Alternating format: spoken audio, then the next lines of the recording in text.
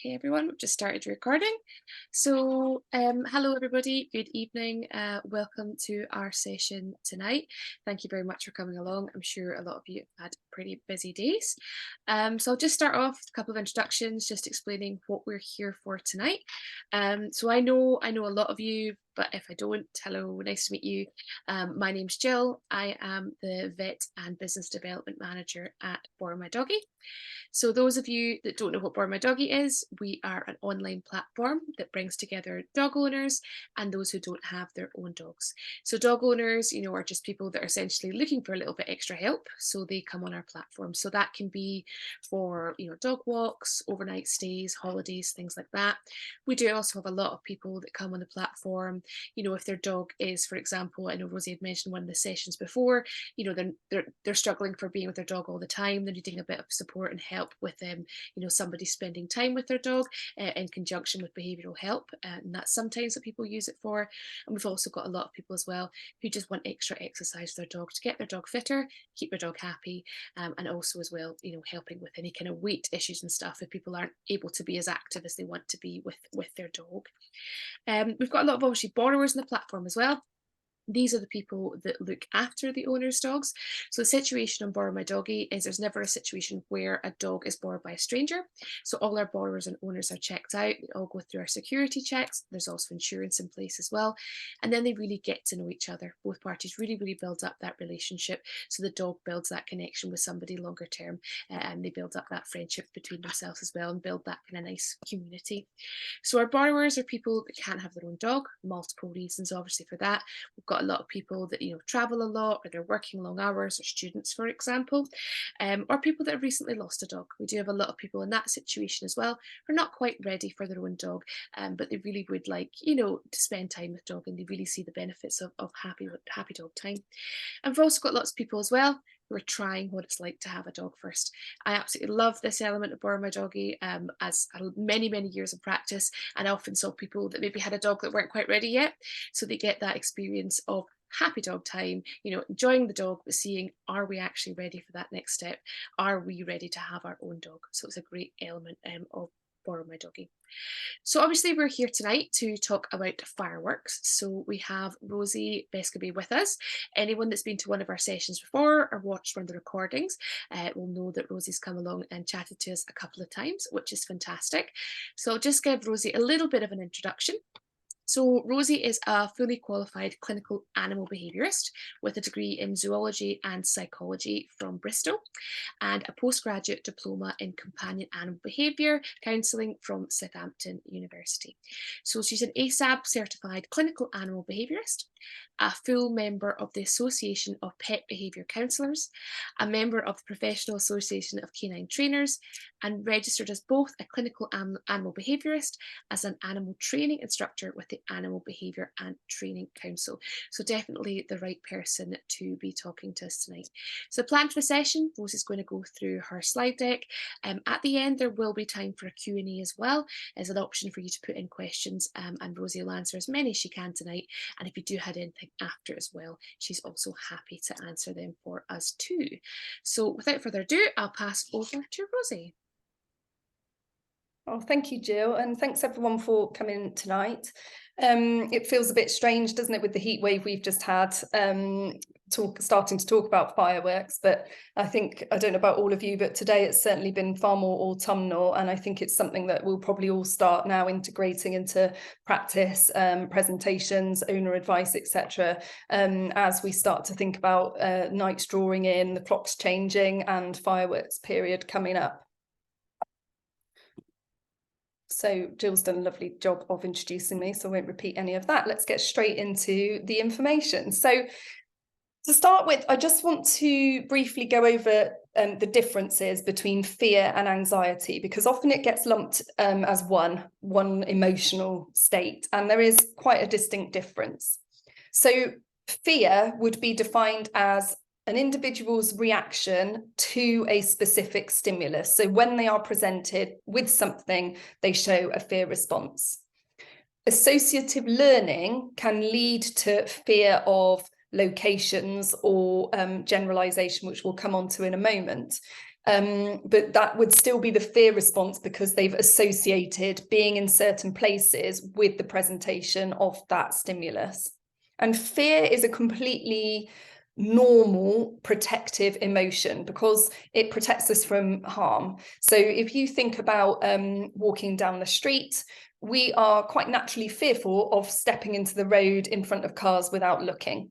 So that's a sensible fear response for us to have. Anxiety, the definition of anxiety is anticipation of a negative event. So it's when there isn't actually anything present that's causing a fear response. And you can have individuals that suffer from situational anxiety. So in certain situations, they anticipate something negative may happen. Or you can have individuals that experience generalized anxiety, which is a lot more looking towards a kind of personality temperament trait, where you generally just feel, and it's also associated with pessimism. So you generally just feel like something bad or unpleasant may happen at any time. And if I use an analogy here of spiders, so this is a good way of distinguishing fear from anxiety. So if we have a fear of spiders, I might have a box and I present it to you and I say, there's a spider in this box. And the emotion you would feel in response to that would be a fear response. It's not pleasant. You know there's a spider in that box and you don't want to be faced with it.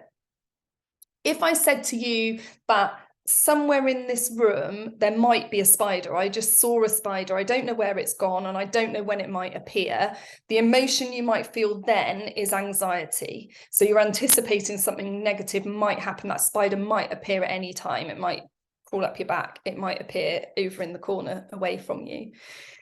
And arguably, I think anxiety, therefore, is actually a much harder emotion for us to deal with. And I think just bear this in mind when it comes to firework fears, because whilst we are talking about, you know, a dog's reaction to a specific stimulus, i.e. the noise, sometimes the flashes, but generally the noise of fireworks, there's also a huge element for a lot of dogs of situational anxiety. So once the nights start drawing in and you know they recognize the sort of change in the seasons, for a lot of dogs it's just a generally difficult period coming up.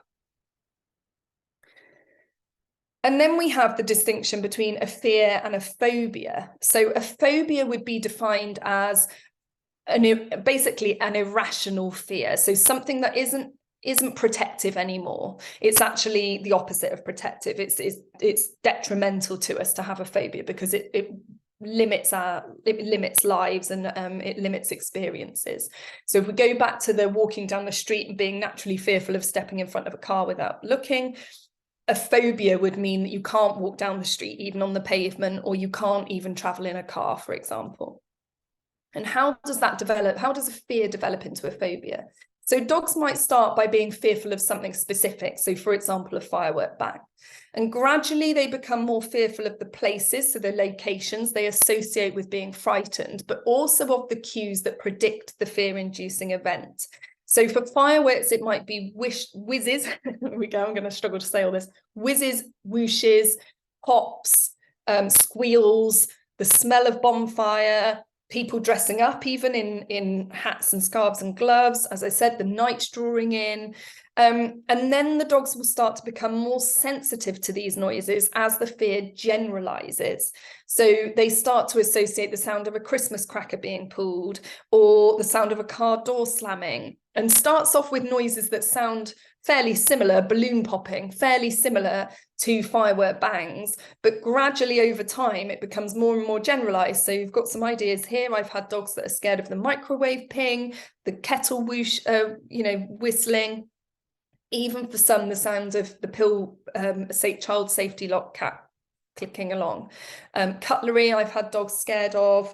It becomes, and by this point, this is what we call a generalized anxiety problem, where they are constantly on edge because they are so fearful of everyday noises that they don't know when those noises are going to appear throughout the day, and they start to become very generally anxious. It's me little. So dogs hear much higher frequency sounds than a human, for a start. So lots of us, it feels quite irrational the way dogs sometimes respond to fireworks. But we need to remember that they hear a much higher frequency than we do. So what we hear in fireworks, we can't even relate to what a dog might hear. They're also worse at locating and orientating to sounds. So I think that might add to an element of confusion or lack of control, or just lack of ability to figure out where and what that sound is, which probably doesn't help. So let's go back to what causes a dog to be frightened of something. So there are 3 potential causes, and they all potentially overlap. So it can be individual or a whole mixture of these 3. So the first is one significant negative event. So let's say a dog's being walked in the park and someone lets off a massive rocket right next to the dog, and they lose control of their bowels and they're absolutely terrified. That can be enough for that dog to have a lifelong fear of fireworks. And it might be that the dog never was exposed to the sound of fireworks in a controlled manner, finding it a positive exposure during their sensitive period of development and thereafter.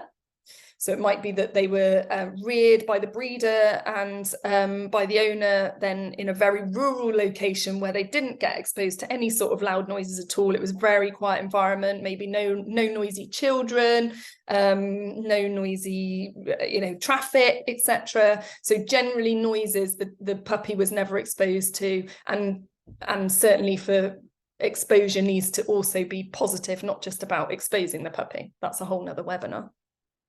Or it might be as well as sensitization. And by sensitization, what I mean is anything that causes the dog to be alert or aware and not that comfortable or not that sure about something, but they don't show a fear response.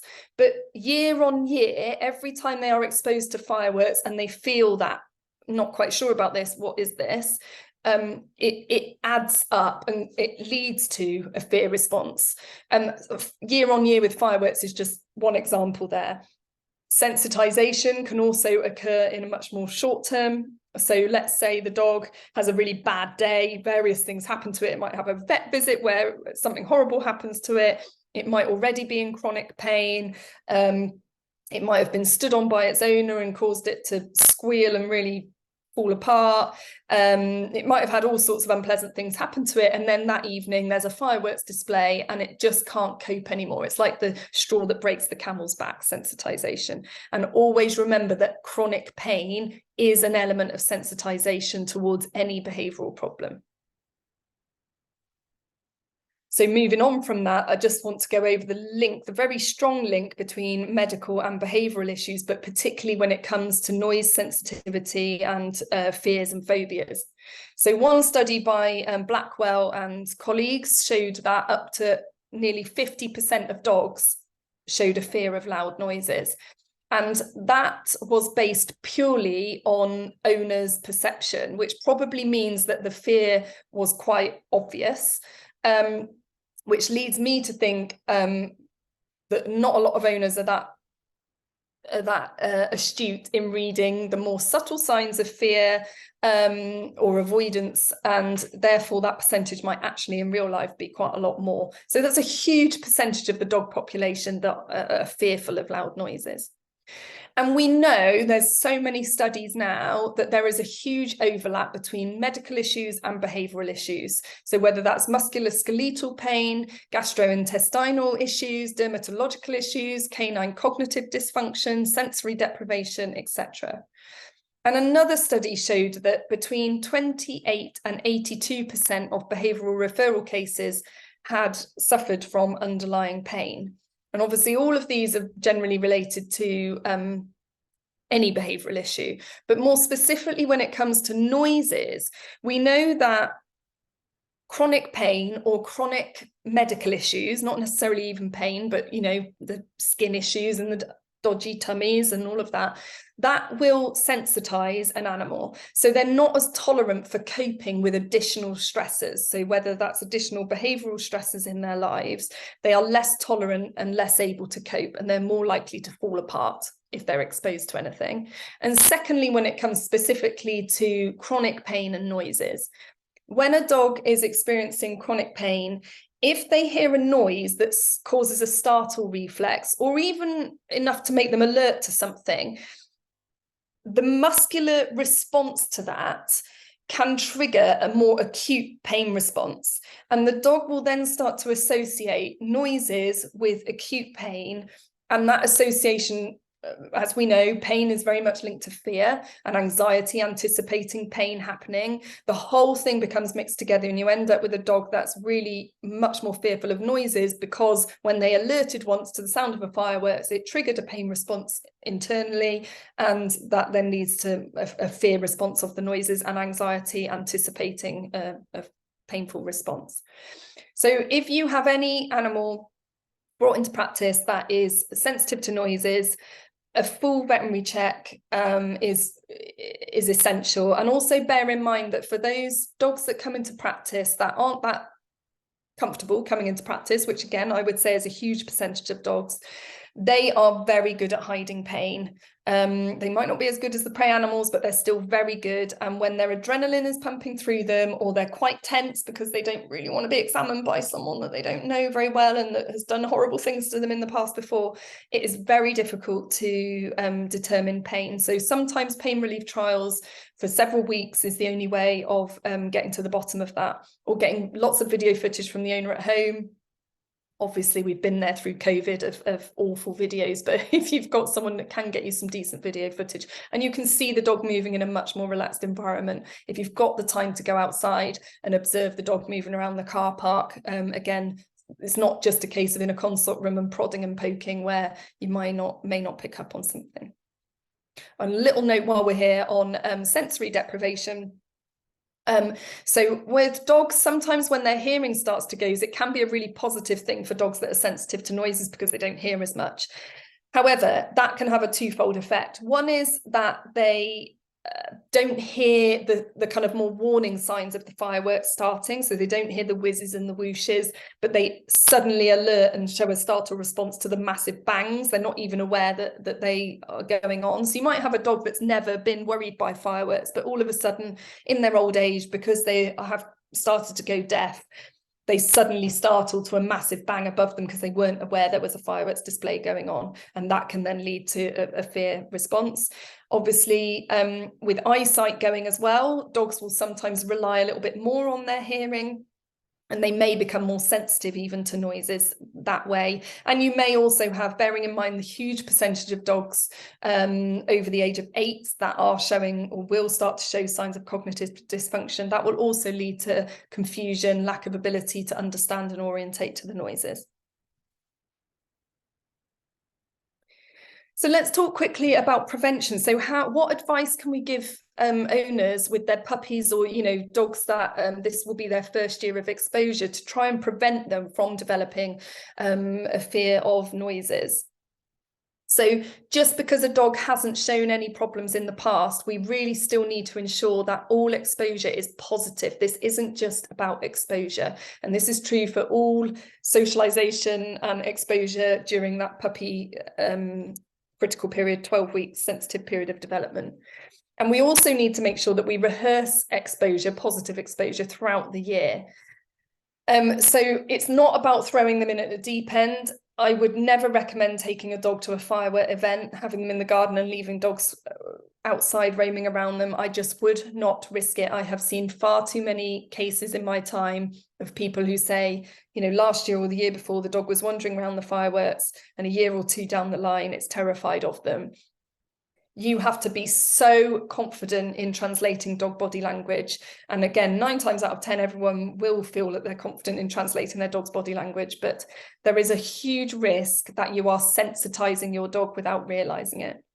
I would also say, don't ever leave a dog, even if they seem fine with fireworks, don't ever leave them alone over fireworks period evenings. This is where Borrow My Doggy people can come in. So if people have to work or they want to go out, see if you can get someone on Borrow My Doggy to come and spend some time with your dog, just in case a firework display, your next door neighbour decides to let a load off. Because again, that will lead to a fear of fireworks if the dog is left alone, and also an issue with separation. There's a huge link between noise sensitivity and separation issues in dogs. So let's prevent it rather than have to deal with it, cross that bridge if it happens. It's much harder to sort out once you've got that mix of issues going on.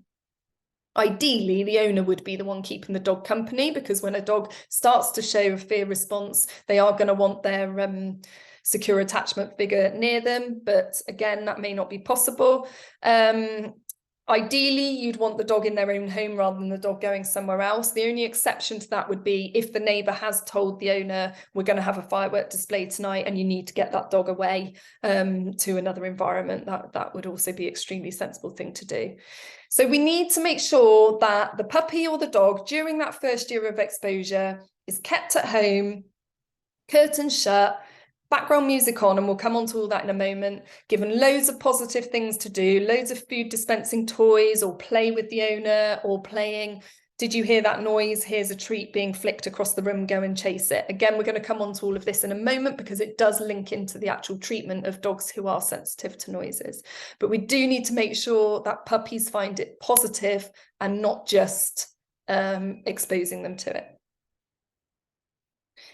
How can owners make things worse? So sometimes, as I said before, owners can feel that the dog's fear it seems quite irrational, and we start to get annoyed with the dog, and that will only add to making the dog feel like this is actually a really horrid situation because my owner's now also being unpleasant towards me.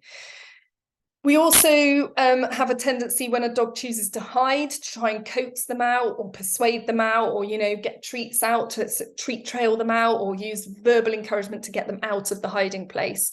And also trying to expose them so that they realise it's not that scary. Unfortunately, all that will do is cause conflict, where the dog thinks, oh, I really want to respond to my owner because that's what dogs do. Or I really want to follow that food trail, but I don't want to come out of my safe place. That's conflict. Or it will entrench the fear if we actively force them to approach the fireworks. They won't realise it's not scary. They will just be being flooded, which basically means they're learning that there's no way of avoiding or escaping the scary thing. They've lost complete control, and therefore they've learned to just kind of be helpless and take it. So it doesn't mean that they are fine with fireworks. In order to prevent further negative learning, the dog has to be kept under threshold. And by that, I pretty much mean the dog has to remain relaxed. And we'll come on to that now, I think. Yeah. So the physiology of fear. Very simply, we have two parts of our nervous system: a parasympathetic, which is activated when we are feeling relaxed, and a sympathetic, which is activated basically the fight or flight response. And a mammal can only have one activated or the other. There is no overlap. So things, when the fight or flight response is kicked in, the pupils dilate, the heart rate and the respiration rate increases. We don't process everything moves to the muscles, so we don't digest food very well. It can lead to bowels opening.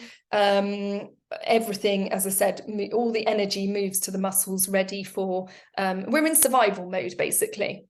And people will often say that no dog can learn when they are in fight or flight mode, and that is absolutely not true, and we should stop saying it, because an individual is very much learning when they are in sympathetic nervous system activation. All they are learning, though, is about survival. So they are trying to figure out what is safe, what is not safe, and what they need to do to survive. So they're not going to be learning anything like, you know, we can't teach them to sit or to lie down or to go to the bed. We can't teach them those kind of operant conditioning cues when they are in that state. So that's what people mean when they say a dog can't learn when they're in that state, but they are very much still learning. They're learning by one trial exposures once they're in this state. So that's what's going on internally. And we're just going to talk about some of the body language that a dog will show when they start to feel fearful or anxious. So you need to determine, are they feeling fearful because they're exposed to something, or are they feeling anxious because they might be anticipating something unpleasant happening? So the pant that can happen when a dog feels stressed because their respiration rate and their heart rate's going up, they will have their ears pulled back, their eyes, there'll be facial tension that causes the eyes to bulge, and the pant will be very much very much tongue hanging out, or backs of their lips pulled right back so you can see the back teeth. The one dog here that is showing a nice relaxed hot pant, which is the top right.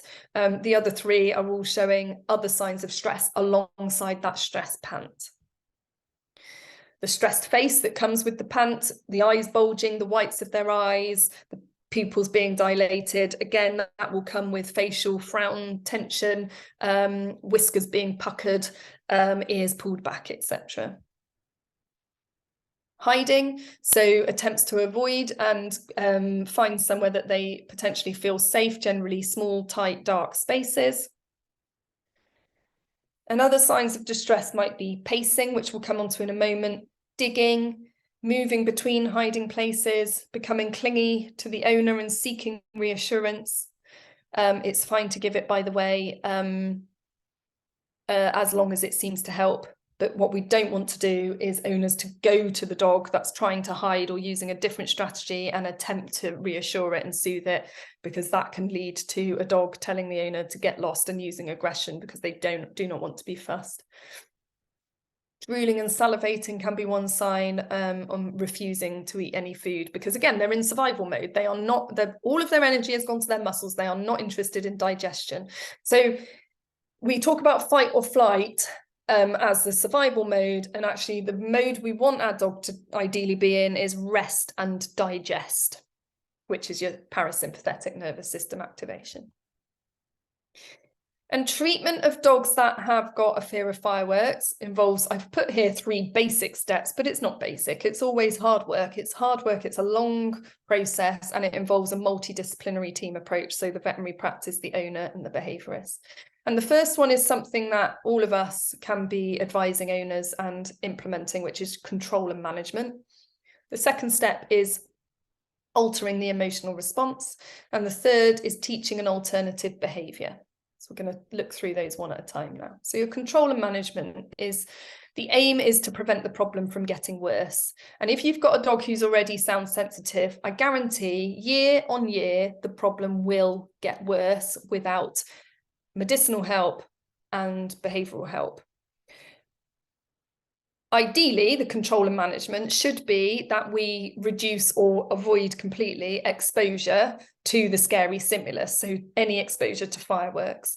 And as we all know now, in this day and age, that is virtually impossible because they happen at totally unpredictable times of day, totally unpredictable nights, totally unpredictable places. And every year there's a petition to try and make fireworks events, you know, big events only on certain nights of the year, partly for this reason. So it's a lot more predictable and controllable for us owners and people who struggle with them. However, that doesn't look like it's going to happen anytime soon. But we want to do our best to reduce or avoid exposure. We want to make sure owners are not punishing the dog and not trying to force dogs out of hiding places. And we do need to rely on prescription medication for these dogs.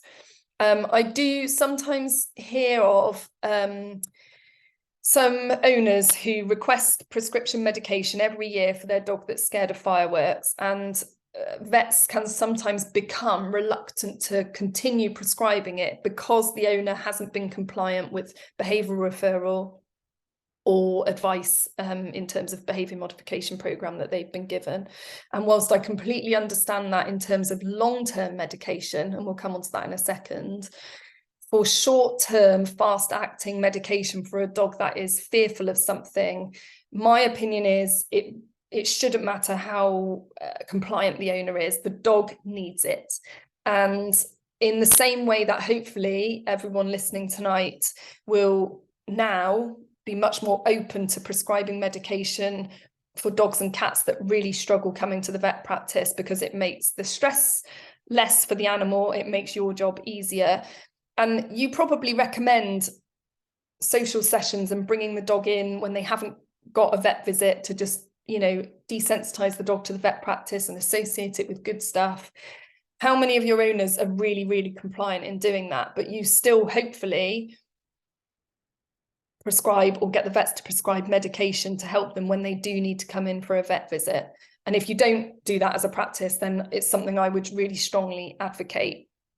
So for the sake of the dog, consider prescription medication for fireworks period and for vet visits if they struggle with that, because you're never going to get on top of it regardless. However much behavior modification they do, the owner will never be able to get on top of it without prescription medication for those events.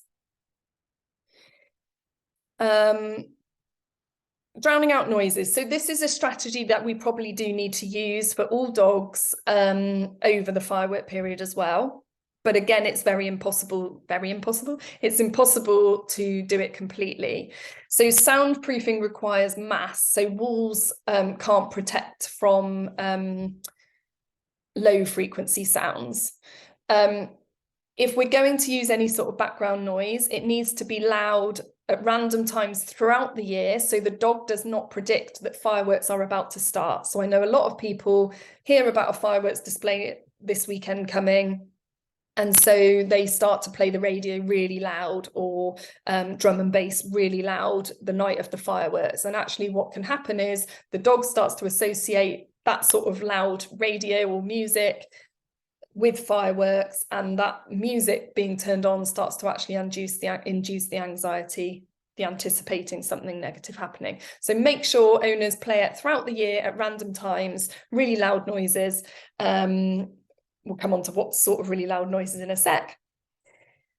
We could look at counter-conditioning dogs to wear ear defenders, so associating ear defenders with good stuff happening, but that isn't practical for the unpredictable, infrequent noises. And I've just this week read an article about how they're not actually very good at, again, soundproofing and blocking the noises anyway. So if it's not done properly, it's just something that sensitizes the dog and adds to more stress, having something unpleasant put on them as well.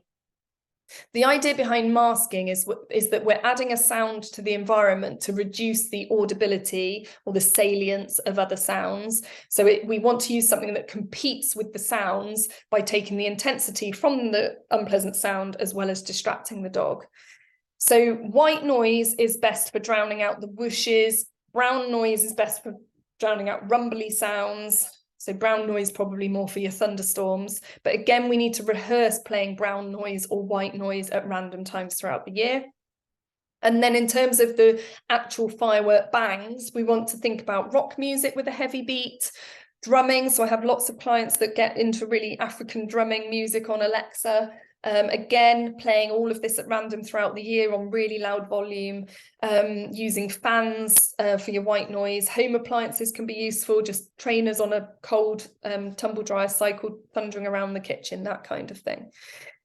But we should never play a fireworks CD to try and mask or drown out external firework noises. So flashes, again, for some dogs, it's actually the flashes that can worry them. Again, not many, it's generally the noises that bother them, but the flashes will cause anxiety, that they know that fireworks, you know, the noises are about to happen. So we do want to ideally block out the lights. So heavy curtains and extra blankets and towels hung up at windows. That is to block the flashes, not to try and mask the noises, because it's not going to. Some dogs do better once they can see the source of the noise, but they should never be taken outside to do that. So if you feel that the dog can't work out, can't orientate, can't work out what the noises are, try showing them from the window. And if it is going to help, that will do the job. They don't need to be taken outside. So dogs who hide, and I think this is a big part of our advice that we tend to give over firework periods. So dogs who hide or try to hide should be provided with a safe, appealing hiding place. And this needs to be somewhere that is available 24/7, and the dog has free access both in and out. So they should never be shut in a crate, for example. It's only a safe space if they know they can exit it at any time. And the key thing here that I think is often lacking in the advice we give is that this should be a place where the dog already chooses to go. I go to so many cases and homes of people with dogs that are firework phobic, and the owner's got a lovely crate set up in the kitchen. And it looks comfy and it's covered and, you know, it ticks all the boxes. And when I ask them, where does your dog go when they are exposed to noises and they're frightened, and they show me the airing cupboard upstairs. So there is nothing about the location of that crate that is appealing to that dog. And there is a conflicting train of thought here. One is that where the dog chooses to go when they're exposed to fireworks is simply a bolt hole, and it therefore is associated with a negative emotional state. So that location will have a negative association, and therefore it shouldn't be the place that we encourage the dog to settle in. However, and that train of thought suggests we should start from scratch with somewhere new and really try and encourage the dog to use it, and really encourage, you know, associate it with all good stuff and with rest and digest. However, in my experience, practically, it's just very rarely works. So whilst the dog will happily use the new area and associates it with rest and digest and chooses to take themselves in, and it clearly is you know, a really nice positive area for the dog to relax, as soon as they're exposed to noises, they're straight back to their bolt hole. And I think a bolt hole by definition is still, it's somewhere that the dog is choosing to feel safe when they're exposed to something that they feel like they might not even survive. And therefore, the more we can make it safe, so get wires up, taped out of the way, make it super comfortable, so pack it with comfy bedding, make it dark, and leave it available. So the airing cupboard might need to be propped open, available 24/7. We might pop a little water bowl in there. And we can also associate that in the day, do the whole rest and digest and positive association activities in that area. And in my experience, that has led to a far more successful strategy where the dog will choose to hide still in exposure to the fireworks, but they're not as stressed when they're hiding. They come out and recover much quicker. They've got a nice little area that they can take themselves to anytime, not just when there's fireworks going on. And over time, the dog becomes less fearful because they know they've got full control to take themselves away, but also to bring themselves out when they feel ready. So if we're going to create a den, if there isn't really anywhere the dog, you know, chooses, or they do choose somewhere, but you want to turn that into a den, we want to make sure we use lots of heavy duvets and blankets, both inside so it's comfy and on top to block the lights. We make it dark and cozy. Usually dogs will prefer small spaces, but that's individual. We need to make sure there's water available, and we need to, over a period of time, create a strong positive association. So again, it's something that we often advise owners as a short term, you know, we're coming up to fireworks period, so create a den. And again, reality is really that needs to start much earlier on in the year so that the dog has built a massive bank of positive, strong positive associations with that area. Dogs who pace are often seeking refuge, and they often pace between several unappealing ones. So creating a den using one of those areas that they're pacing, that they might settle in for a period of time before they pace to the next one, creating a really nice den area and building that positive association with it can reduce the pacing quite significantly. Do not let them outside, even if they appear to want to get out. And as I said, creating a safe place should help with the pacing behaviour. As I've already said, it is okay to give the dog comfort and reassurance if they request it, but if they're not requesting it, leave them alone. However, that's fine for this year, but it's still information to us that the dog needs to learn alternative coping strategies that don't require the owner, because there might be times when the owner's not home and a firework or a loud noise goes off outside, and because the owner has become reliant on because the dog has become reliant on owner comfort and reassurance, they don't have any other coping strategies, and that can cause them to fall apart.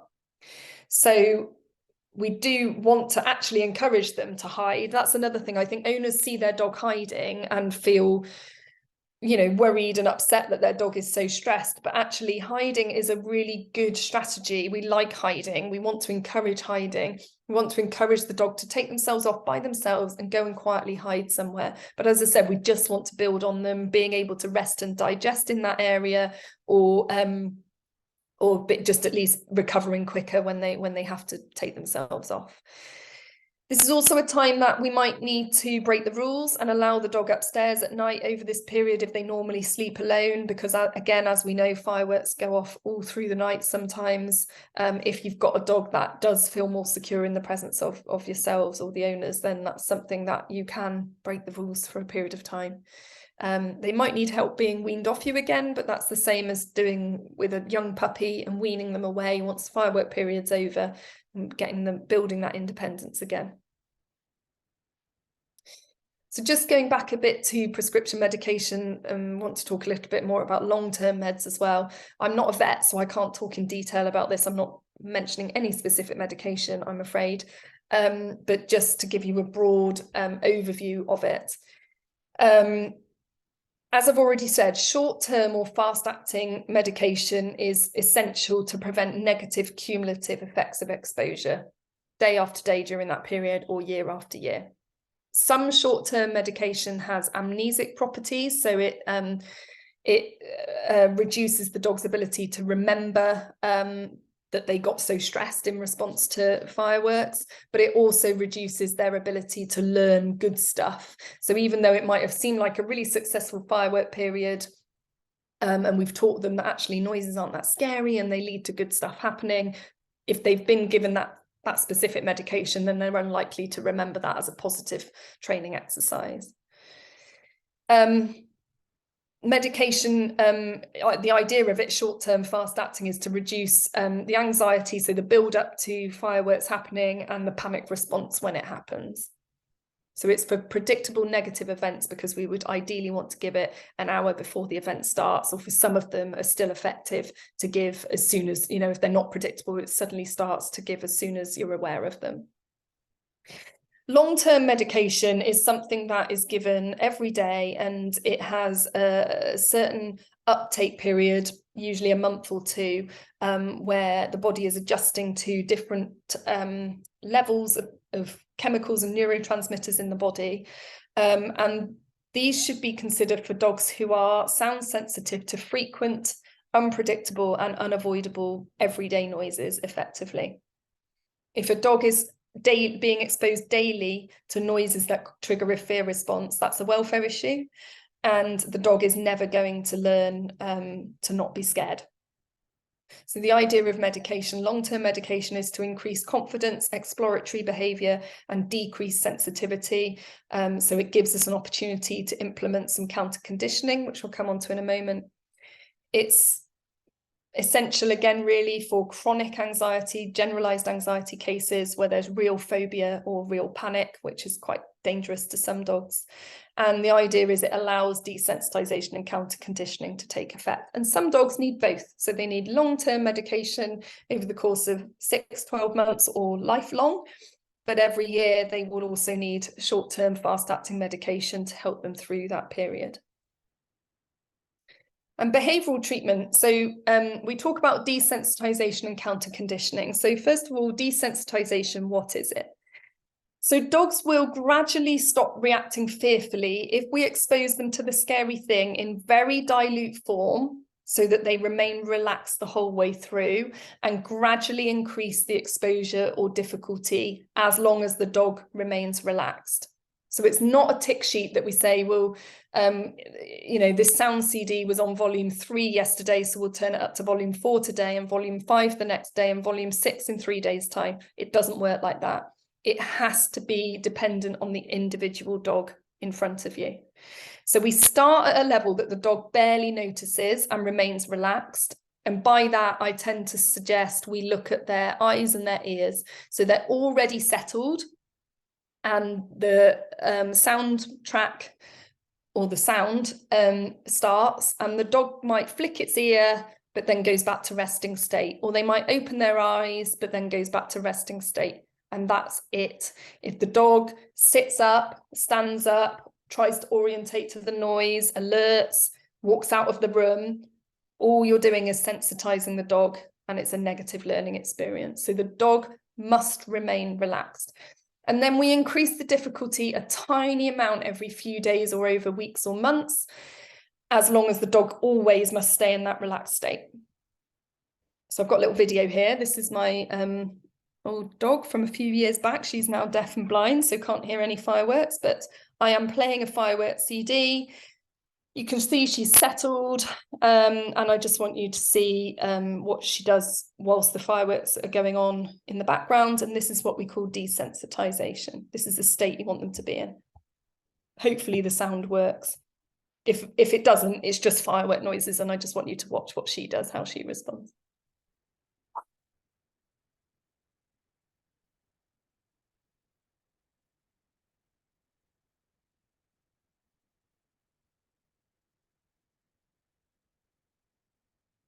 And that's it, really. So you can see she was aware they were going on, but she was almost going off to sleep by herself, and it almost sent her to sleep.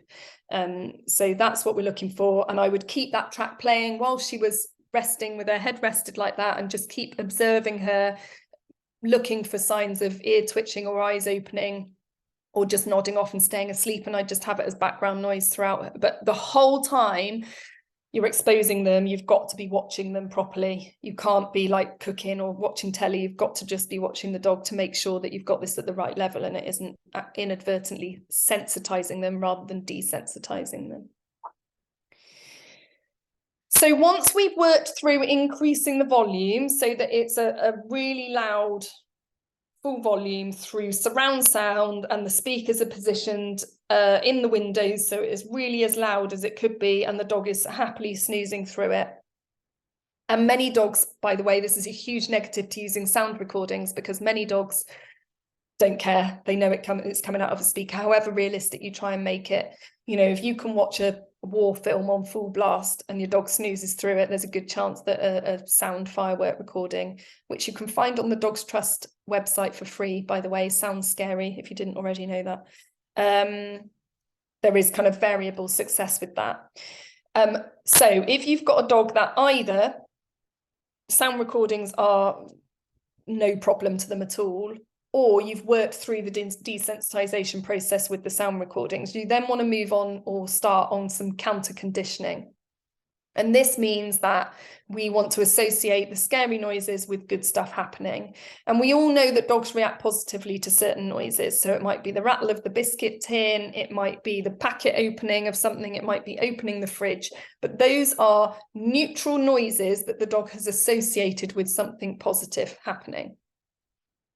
And counter conditioning is really important, because if we just desensitize the dog so that it remains resting when there's loud noises going on, it's very easy to re-trigger the fear when they're exposed to something less controlled. Whereas when we counter condition and we associate the loud noises with good stuff happening when the dog is ready for loud noises, it can actually switch the emotional response from neutral to actually finding the noises positive. So we go from finding them negative to neutral with desensitization, and neutral to positive in counter conditioning. So generally we think about using food, and I'm going to come on to toys and play in a moment, but this video cuts off. You can't really see what I've just thrown her, but it's a ball. So this is what we use for counter conditioning, and this needs to be with sudden noises. So desensitization tracks should be a constant stream of firework noises, and this is where sound scary is really good, because it provides a constant stream for the desensitization, and then the random bangs and pops for the counter conditioning.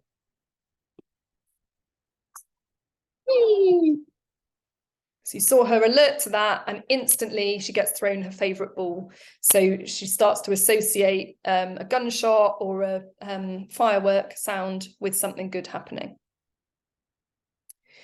Just a little bit of research about desensitization and counter conditioning. So I'm sure you've all heard of Pavlov. He put dogs in harnesses, inserted saliva tubes, he rang a bell and delivered food multiple times.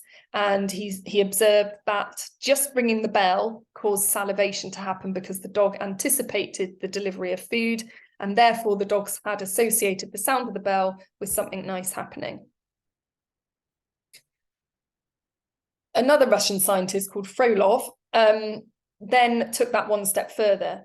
And I think he did this on rats, actually, not dogs, I hope. Not that, I'm not sure that's any better, but he desensitized these animals to electric shocks, starting off with barely noticeable electric shocks and associating it with food or something positive, and gradually increase the level of the electric shocks to the point that they were causing skin lesions.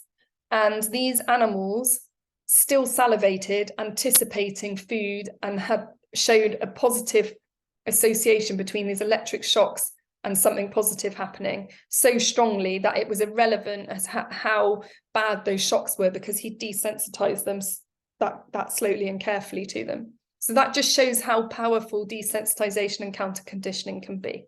So if he can desensitize and counter condition to electric shocks, I'm sure owners can do it to the sound of fireworks. Now, going back to the video of me with my dog there, during fireworks period, if you've got a dog who is alerting to fireworks, so they might bark at them, they might not be choosing to hide in any way, shape or form, or they might not be choosing to get reassurance or comfort in any way, shape or form, their arousal levels are high, their adrenaline and their cortisol is pumping around their body. And trying to encourage them to rest and digest is never going to happen. So my strategy here is to match the arousal level with games and toys, rather than attempting to try and get them to settle or hide if that's not even remotely their default coping strategy. So we would just save the balls and the tug toys and play and stay super excited, and you have a whole evening of play. For some dogs who are potentially not as fearful, or the fear hasn't kicked in, you might be able to distract them by doing search games, trick training, asking them for cues that they already know, and just keeping their mind active and off the noises and associating with good stuff. And those should be things that the dog is already very well rehearsed in. It's not the time to be teaching new cues or new skills or new tricks. It's stuff that's already got a strong history of reinforcement. So those are my tips for dogs who just, hiding is not part of their strategy. It's futile trying to make them do that, in my opinion. Oh, I didn't realize I had this slide. So talked about dogs trust sounds scary. If we're going to use recordings, we don't, and we're at the counter conditioning part, we need to be careful about getting the food out in preparation for starting a training session, because what we will find is the dog sees you get the food out and they start to anticipate the noises starting. And actually we need to make sure that's the other way around. So the noises start and then the presentation of the food happens.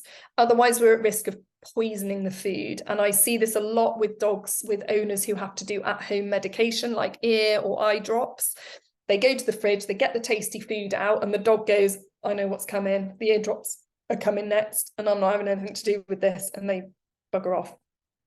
So we need to make sure in both scenarios, whether it's a fireworks session or a medication session, that the owner gets the potions and lotions and recordings and stuff out first, and then the food is delivered afterwards.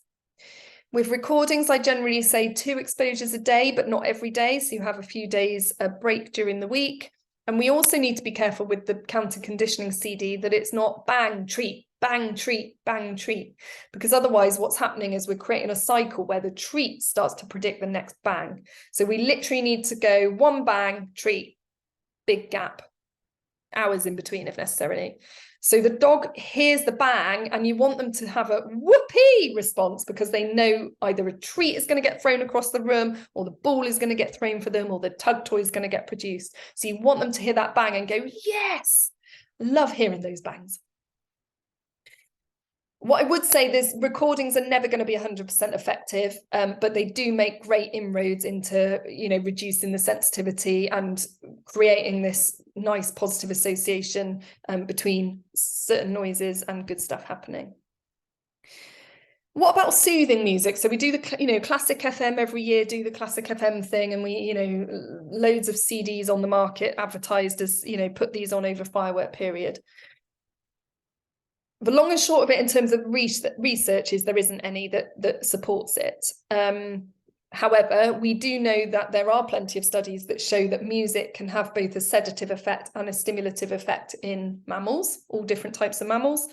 Again, for me, it's probably more about if classic FM is off and on at home and the dog associates it with relaxation, it may help a rest and digest state when fireworks are on. There's variable evidence to suggest certain types of music help relax dogs. So there is one study that shows reggae music, a bit of Bob Marley can help.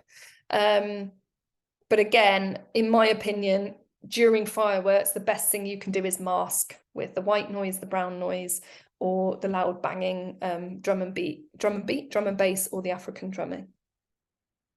What about pressure bandages and coats? Again, the Thunder shirt here on the left does have some studies supporting it.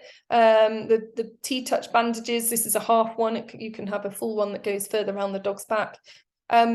Again, I think we just need to be a little bit careful about inhibition. So are the dogs actually relaxed and going, oh, thank goodness, I feel so relaxed now this is on? Or is it inhibiting them so they just feel that they can't move as freely and they can't express that, they can't do their normal natural coping strategy and behavior? You need to make sure, again, we introduce these to dogs not just when there's fireworks coming, otherwise they'll associate you putting these on with fireworks happening, but also that they're moving and behaving completely normally when they are put on a normal day. Then it's something that's fine to try during fireworks. That's everything. So I'm free to answer questions, and if you don't want to ask questions here, feel free to email me via Jill, hopefully, or yeah. Fantastic. Well, thank you very much, Rosie. That was great and very practical and useful as always, which I do like how you speak, because you give us real ways of dealing with things and not just theories. That's very, very useful. So there's a little Q&A box at the bottom. We've just got a bit of time for a couple of questions. If you want to put any questions in, go for it. We've got one through already, so I'll just go for this first. So this is for Chantel. She's asking, do you recommend nutraceutical meds, for example, Nutricam? Yes, I do for dogs that are sensitive or just starting to seem a bit sensitized. It can certainly help. And I do recommend pheromones to encourage the area where the den area, that can certainly help. But again, that should be used kind of in the months leading up to associating the den with all the good stuff, not just for fireworks period. It's not going to fix a firework fear, and neither is a nutraceutical going to resolve a fear. But it's something for dogs that are, just starting to seem a little bit on edge about them. It can be useful. But what I wouldn't want owners to do is use those and the dog doesn't, it's not the right support for that dog, and therefore it then becomes a fear response because it hasn't had the right support in terms of they will take the edge off is how I would word it. Yeah, hope that answers the question. Nope, that's fantastic. That's really good. So any other questions from anybody? A couple of minutes if anyone's got anything that pops up. As Rosie says, if anyone has any questions, just email me, Jill at BorrowMyDoggy, and I'll ping them forward onto Rosie, and I'll send you everything from that email as well, all your certificates and the recording as well. but we'll give people a wee second in case something comes to them in the next moment. Feel free to message via any of my social medias as well if that's easier. Another one here. What pharmacological drug would you recommend to use alongside training? We currently suggest trazodone. I can't answer any questions specifically about meds, unfortunately. Jill will have to find a veterinary behaviourist to come on and do that, or Jill can do one herself. It's all right, Gabby. It's fine. No, for both short and long-term meds, it's not one size fits all. There's kind of 3 or 4 or more licensed meds now than ever before, which is great. That might need that need to be considered, and you might need to trial them with dogs before they're exposed to fireworks to check for paradoxical excitement for some, or just too much sedation for others, for example. So yeah, I wouldn't have a one drug that is handed out to everybody that requests it. I would be asking them some questions and how their dog's current coping strategy is. So for example, the meds that might be prescribed would vary depending on if you've got a dog that's already choosing to hide compared to if you've got a dog that's panicking and trying to smash the door down to get out of the house. So question from Emma, I'm going to guess it's the same answer as well. I have Cilio. What do you think? So yeah, it's one of the licensed short-term meds for dogs for fireworks. But as I said, there are a couple now for short-term use. It's one of those good options. It doesn't have amnesic properties, which can be good or bad depending on the case and whether you need the amnesic properties or not. And also it's not practical for a lot of dogs to be able to smear it on their mouths, so that means it can't be used for a lot of dogs. That's grand. So I think that's us all finished up there. As Rosie says, give her a wee shout on socials, or you can send me an email and I'll forward it on with any questions. But thank you very much, Rosie, for joining us again tonight. That was really, really useful and really helpful.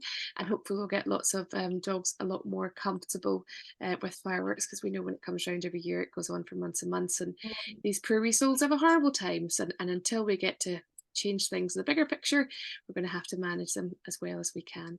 So thank you very much, everyone, for coming and spending your time with us tonight. Thank you. We'll speak to you soon. Right, take care. Have a good night. Bye. Right, bye.